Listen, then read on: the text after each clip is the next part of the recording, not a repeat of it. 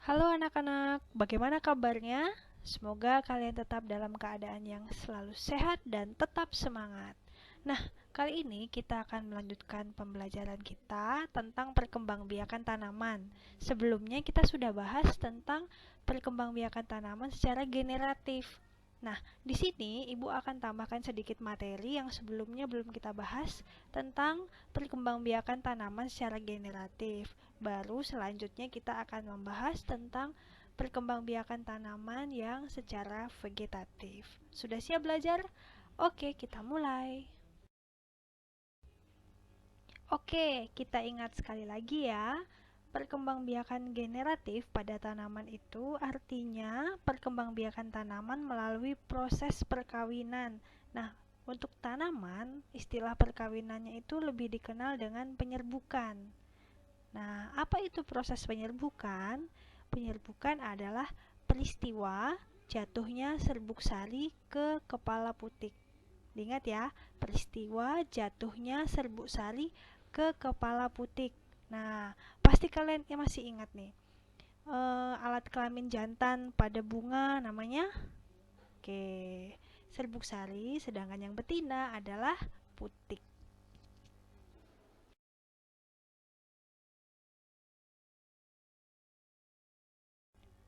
Nah, itu berarti alat perkembangbiakan secara generatif pada tanaman adalah bunga. Karena di bunga itu ada alat kelamin jantan dan alat kelamin betina. Selain itu, proses penyerbukan terjadinya juga di bunga. Nah, di sini ada gambar bagian-bagian bunga yang sebelumnya sudah kita bahas, bahkan kalian sudah mengamati bunga yang ada di sekitar kalian, lalu kalian amati bagian-bagiannya apa saja. Nah, penyerbukan pada tanaman ada 4 macam. Ada penyerbukan sendiri, tetangga, silang, dan bastar. Yang pertama untuk penyerbukan sendiri. Terjadi saat serbuk sari jatuh di kepala putik bunga itu sendiri, jadi tidak melibatkan bunga lainnya. Yang kedua, penyerbukan tetangga. Terjadi jika serbuk sari bunga jatuh di kepala putik bunga lain, tetapi mereka masih dalam satu pot atau satu pohon. Yang ketiga, penyerbukan silang. Terjadi jika serbuk sari bunga jatuh di kepala putik bunga yang berbeda pohon atau pot, tetapi varietasnya masih sama. Lihat, ini warna merah dan warnanya juga merah. Dengan catatan jenisnya juga sama. Yang keempat, penyerbukan bastar. Terjadi jika serbuk sari bunga jatuh di kepala putik bunga lain yang sejenis tetapi varietasnya berbeda. Kalau kita amati ini warnanya merah, yang ini warnanya putih. Sudah jelas ya tentang macam-macam penyerbukan? Nah, sekarang kita lanjutkan. Kalau tadi kita sudah singgung sedikit tentang perkembangbiakan tanaman secara generatif, sekarang kita lanjutkan ke perkembangbiakan tanaman secara vegetatif. Apa itu? Oke, kita lihat. Oke, perkembangbiakan tanaman secara vegetatif itu dibagi menjadi dua. Yang pertama, vegetatif alami, dan yang kedua, vegetatif buatan. Vegetatif alami, perkembangbiakan tanaman yang terjadi secara alami atau tanpa bantuan tangan manusia. Sedangkan vegetatif buatan terjadi dengan bantuan tangan manusia atau yang kita bantu. Nah, kita akan bahas terlebih dahulu untuk yang vegetatif alami yang tanpa bantuan tangan manusia. Yang pertama itu dengan cara membelah diri. Ini tumbuhan ya, tidak hanya hewan yang bisa membelah diri tetapi tumbuhan juga ada. Tetapi pada umumnya dialami oleh tumbuhan tingkat rendah atau yang hanya mempunyai satu sel saja. Ini sangat jarang kita temui. Nah, contohnya itu ganggang hijau, Volvox, dan Chlamydomonas. Cara perkembangbiakan vegetatif alami yang kedua adalah dengan spora. Ini sering sekali kita temui ya kalau spora. Nah, Contoh tanamannya itu yang berkembang biak dengan spora itu adalah jamur dan tanaman paku. Spora itu berbentuk biji tetapi ukurannya sangat kecil. Nah, spora disimpan dalam kotak yang disebut sporangium. Jadi kalau misalnya pada tanaman paku, kalau kalian menemukan tanaman paku, contohnya seperti yang digambar bagian bawah, itu di balik daunnya itu ada bulat-bulat warna hitam atau coklat. Nah, itulah yang namanya sporangium. Kalau kalian ambil yang bulat-bulatnya itu lalu kalian tekan, nah di bagian dalamnya itu nanti akan muncul butiran-butiran halus. Nah, butiran halusnya itulah yang namanya spora. Kalau spora itu terbang, terbawa angin, lalu menempel di tempat yang lembab, maka spora itu akan tumbuh menjadi tanaman baru. Nah, contohnya makanya jamur, tanaman paku itu tumbuhnya di tempat-tempat yang lembab karena menggunakan alat perkembangbiakannya itu spora. Oke, cara perkembangbiakan vegetatif alami yang selanjutnya adalah dengan tunas. Nah, ini sangat sering kita jumpai ya, banyak tanamannya. Tunas itu adalah calon tanaman baru yang ada di dekat tanaman induknya lah. Nah, contohnya itu tanamannya pisang, bambu, tebu. Selanjutnya, perkembangbiakan secara vegetatif alami itu menggunakan tunas adventif. Nah, sedikit berbeda dengan yang sebelumnya. Kalau tunas adventif itu adalah tunas liar yang tumbuh di luar bagian batang. Contohnya itu tunas adventif ada yang di daun, ada juga yang di akar. Nah, untuk tunas adventif yang ada di daun, contohnya pada tanaman cocor bebek yang bagian atas ya digambar, sedangkan tunas adventif di akar itu contohnya pada tanaman sukun dan kesemek. Nah, jadi kalau tunas adventif ini ya, misalnya cocor bebek kan dia tunas adventifnya di daun. Kalau misalnya kalian memetik daun cocor bebek, kemudian kalian letakkan di tanah, lama-kelamaan tunas adventifnya itu akan tumbuh menjadi tanaman baru. Selanjutnya, umbi batang. Nah, umbi itu macam-macam ya. Umbi itu istilah lain untuk bagian tanaman yang membesar, atau kalau kita sering dengar itu istilahnya tumbuhan menyimpan cadangan makanan dalam bentuk umbi. Nah, kalau umbi batang berarti bagian batangnya yang membesar. Contohnya itu ubi jalar, lalu kentang. Nah, kalau kita amati pada tanaman kentang, ubi jalar itu dari atas itu ada daun, kemudian langsung umbinya, jadi langsung ubi jalarnya, langsung kentangnya, lalu ada akar. Kalau kita amati mana batangnya? Nah, batangnya adalah ya umbi yang tadi Ibu sudah katakan yang membesar tadi. Itu ya, jadi umbi batang itu berarti batangnya yang membesar. Habis daun, lalu umbi batang, lalu akar. Jelas ya? Oke, lanjut. Sekarang umbi akar. Kalau tadi umbi batang, bagian batang yang menggembung, kalau umbi akar, berarti akarnya yang menggembung. Contohnya adalah wortel, singkong, talas, dan lain-lain. Nah, kalau kita amati nih, yang paling mudah, tanaman singkong yang ada di sebelah kanan ya. Tanaman singkong itu ada daun, lalu ada batang. Setelah batang kan akar ya. Tetapi kalau kita lihat bagian akarnya itu dia menggembung, singkong yang biasa kita makan kan. Nah, itulah contoh umbi akar. Jadi bagian akarnya yang menggembung. Selanjutnya ada umbi lapis. Nah, umbi lapis ini contohnya segala macam bawang. Bawang merah, bawang putih, bawang bombay, kemudian ada juga bunga bakung. Nah, jadi ini cara berkembang biaknya dengan umbi lapis. Taunya dari mana? Ketika kita membelah bawang, seperti pada gambar itu ada lapisan-lapisan. Nah, ketika nanti ditancapkan ke tanah, lapisan-lapisannya itu nanti akan membentuk tanaman yang baru. Lanjut, ada yang namanya geragi atau stolon. Nah, geragi itu adalah batang yang menjalar di permukaan atau di dalam tanah. pada setiap ruas batang terdapat akar yang dapat tumbuh menjadi tunas baru.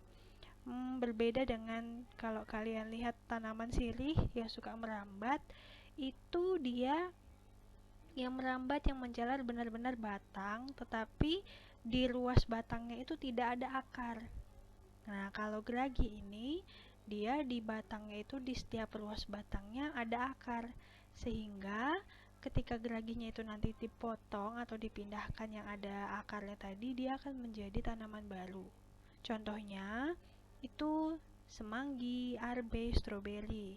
Nah, jadi itu ada geragihnya, ada batang yang menjalar, lalu di setiap ruasnya ada akar. Lanjut, ada yang namanya akar tinggal atau rizoma. Nah, contoh tanaman yang berkembang biak dengan akar tinggal atau rizoma ini yang biasa kita kenal untuk rempah-rempah, bahan jamu, bahan bumbu dapur, misalnya lengkuas, kunyit, kencur, jahe, temulawak, dan lain-lain. Nah, itu cara berkembang biaknya dengan akar tinggal atau rizoma.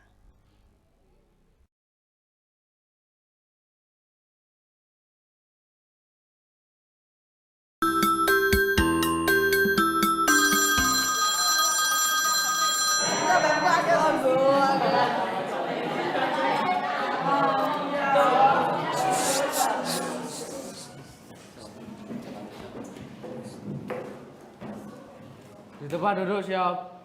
Beri salam. Selamat pagi, Pak. Selamat pagi, anak-anak. Perhatikan. Perkenalkan, nama saya Elinus Marsianta Puas Magayo. Saya berasal dari Papua. Biasa dipanggil Eli. Saya di rumah sering mancing di sungai. Mancing. Begini, ya, coba perhatikan dulu, jangan ramai dulu, biar jelaskan dulu lagi. Saya bersyukur ya bisa datang ke Jawa, bisa melihat Jawa melalui pesawat dan juga bisa merasakan masakan Jawa dan juga bisa mengelilingi Jawa.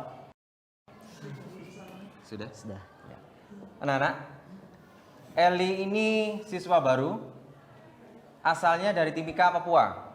Ya, nanti akan bersama kalian ada di kelas ini. Ya? Ya. Silakan duduk, cari tempat duduk.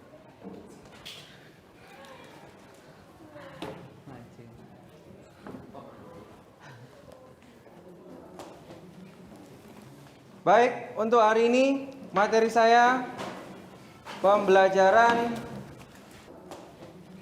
tatap muka ketiga ya. Ya, Pak. Ada yang tidak masuk hari ini?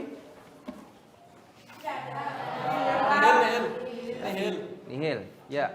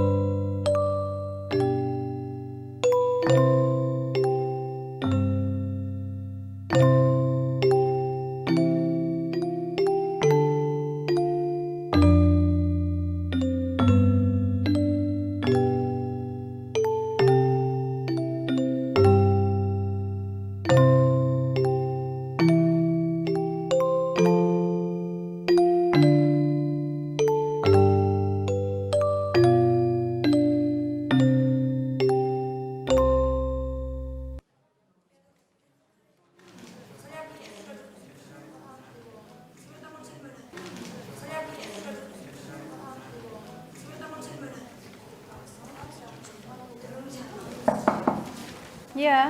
Ibu Guru, bolehkah tidak saya izin ke kamar mandi sebentar? Oh ya, silakan.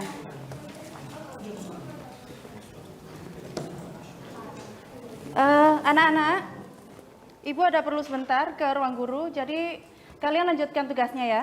Iya, Bu. Tolong jangan rame. Iya.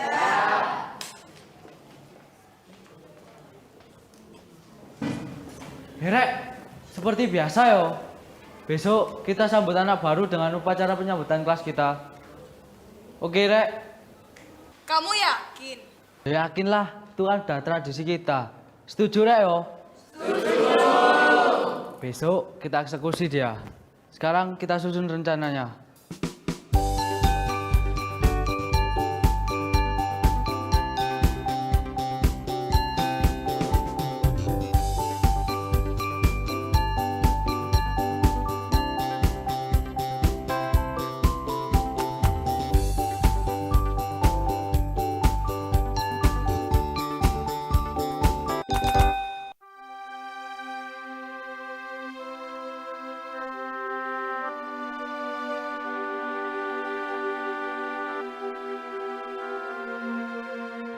Aduh mama, baru sebentar saja Eli sudah seperti ini. Apa bisa Eli punya kawan? Atau gara-gara Eli anak pinggiran?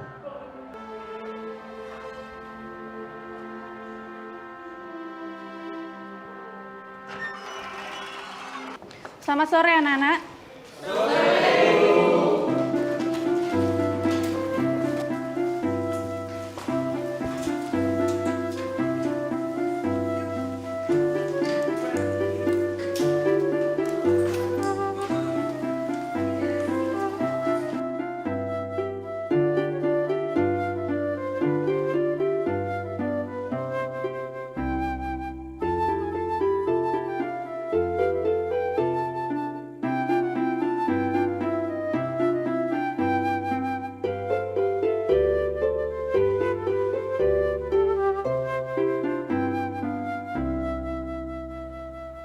Selamat siang anak-anak. Pak, ada murid baru. Jangan teriak-teriak, ada apa? Aku terkejut. Ada apa? Maaf Pak. Seperti biasa Pak. Ya, Kami ada upacara penyambutan untuk siswa baru. Ada siswa baru ya? Ya. Mama, upacara penyambutan. Boleh kan Pak? Boleh, boleh. Silakan, silakan. Anak baru itu suruh maju ya teman-teman. Maju. 1 sampai 10 ya. 1, 2, 3, 4, 5, 6, 7, 8, 9, 10. Selamat datang. Welcome. Sugeng Rawuh. Selamat datang.